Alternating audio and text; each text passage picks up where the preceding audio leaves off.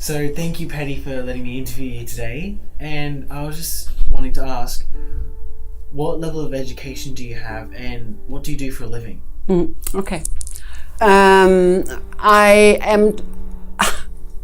am trained as a doctor. I started late in life doing that training, because before that I was a secretary. I was just, what girls did at that time. They just were nice girls and they started to learn typing and that kind of thing. And then as I grew into myself, I understood that I could do much more and I wanted to do more. And then I started going to evening classes, do my training evening classes. And then when I was almost 30, I started with my medical studies. So I finished when I was 40, and then I was a GP. And I've worked as a GP ever since. And I love it, still do. Yeah. So what country were you born in? The Netherlands. Netherlands? And Amsterdam. Amsterdam. That's not that place. You don't know where that is? Not really. Amsterdam is the most beautiful city of Holland, and probably, I can't say it, but it's a great city. Great city. What decade were you born in? In 1950. Okay. Yep. And in terms of your sexuality, how do you identify yourself? I'm a lesbian. Okay. And so being a lesbian teenager in the Netherlands, how was growing up? Well, so I grew up I was a teenager in the 60s, and homosexuality was non-existent. Yeah. It existed, but it was non-existent. So I didn't know anything about it. And I was 21 when I found out. But I've always felt different from other people, but I didn't know that is what it was. Yeah. And when did you immigrate to Australia? In 2009. So I was 59 then. Oh. In your experience, what would be the main differences between the Netherlands and Australia in terms of the view of the LGBT community? Rainbow community? Well, I am from Amsterdam, which used to be, and maybe still is, the homosexual city of Europe. It's a very free going place. And I come to the Sunshine Coast in Queensland, which is quite different. I think if I would compare it to Sydney, it would be a different story, but I don't know Sydney, I've never been there, or Melbourne. I only know this area. And I think the difference between Amsterdam and here is quite big. Like, as in, this is, like, Amsterdam is better than here in terms of... Well, it's more out in the open. Okay. And yeah, there's a pride in having that kind of life in the city, and there's bars, and there's people walk over the street hand in hand, and it's just free and open. And that's different here. Yeah, very different.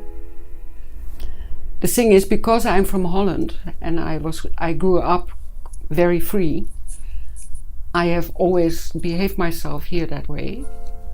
And I don't even see it if people don't approve of me or of my sexuality. I don't even notice. I think that is how it works. Okay. And do you think being a rainbow person has affected your career positively or negatively? I think it has influenced me positively. How so? Because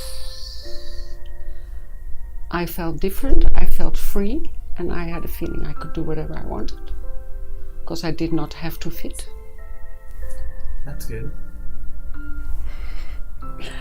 But the other part of it is that in the beginning of the 70s and 60s, beginning of the 70s, the feminist movement came up. So my being a lesbian and being a feminist go hand in hand, and that gave me enormous power.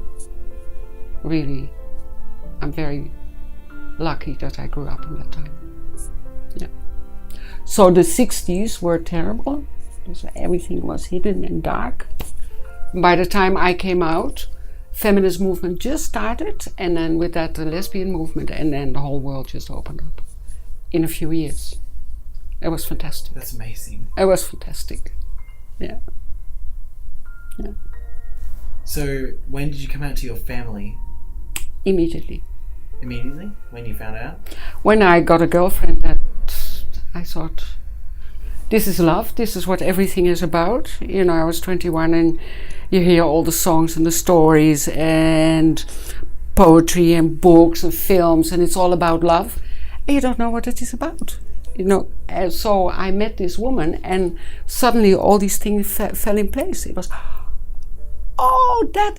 that's passionate. That's just like, for me, it was complete revelation.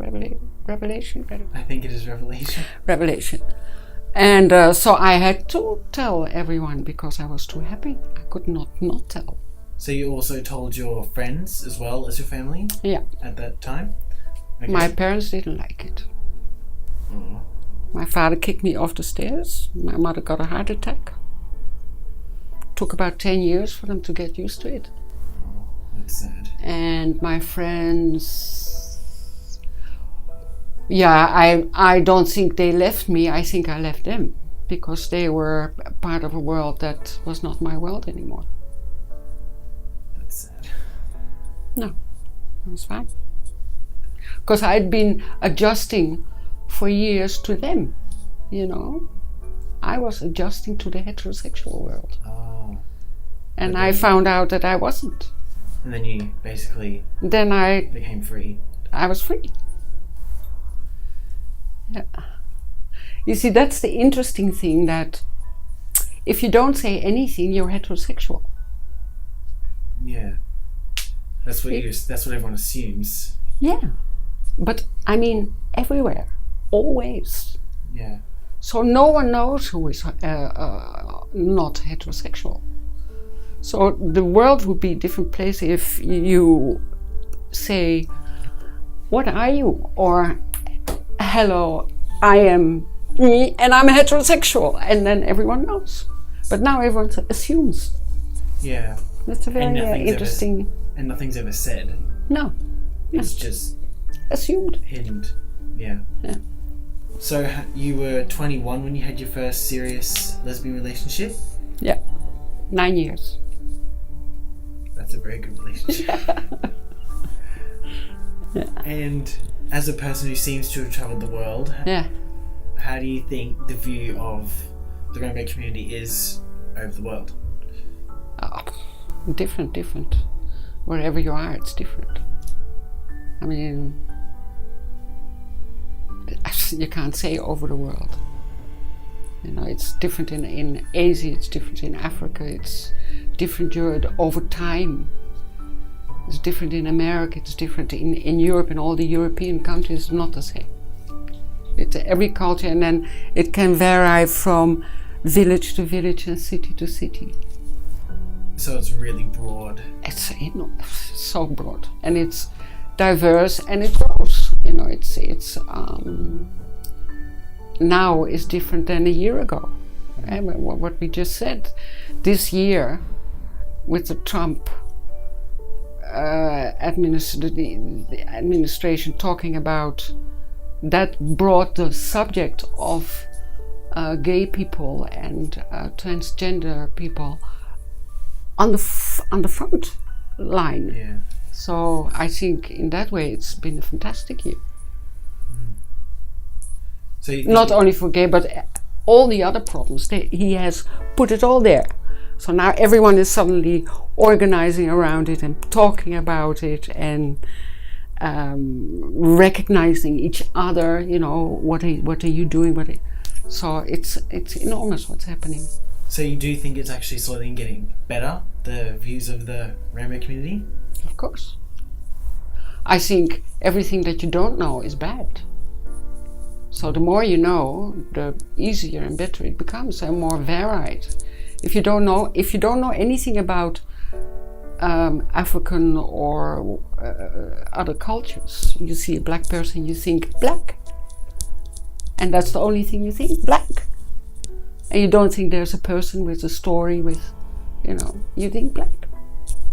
And it's the same with gay. If you're in a situation where gay people are very rare and you say I'm gay, then they look at you and they think she's gay. Oh, she's gay. And they can't think beyond that. I'm just that. So yeah, the more you know about it, the interesting it becomes, and it comes closer to you, and you will find that there's a lot of similarities and it's not so different. I've heard on the grapevine that you were a bit of an activist in your day, and so what kind of things did you champion?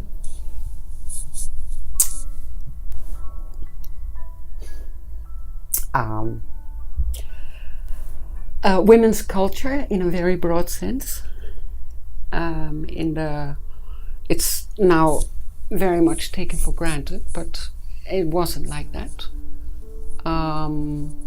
So I've really worked very hard for women to identify with women, so to close the gap between women and make them talk together, not be jealous of each other, or all these negative things that used to play quite a role, but to feel strong, to make each other stronger and have fun together. And I did that in many, many, many different ways. I was the founder of a bar. I was the founder of one of the founders of Mama Cash. This is an organization that gives money to women's projects all over the world, but we started in Holland. I think it's the biggest now at the moment. So that gave us the opportunity to have a lot of projects and initiatives started, and women's houses, libraries, bookshops, a lot. A lot. 2 weeks ago, with Christmas, I went back to Amsterdam, and we had a group called Lesbian Nation in Amsterdam, and it started around 73, and we all came together to write history, to document it, what we did, and a documentary is made about it. It's going to be out quite soon. That was really big fun to see all these women again from the 70s. Yeah. That's really great.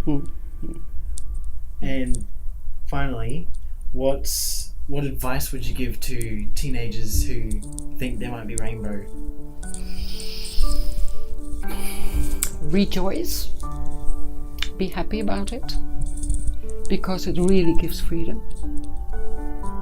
And you don't have to fit in a little box. Life is very big and colorful. You can be anything you want. So rejoice in feeling that.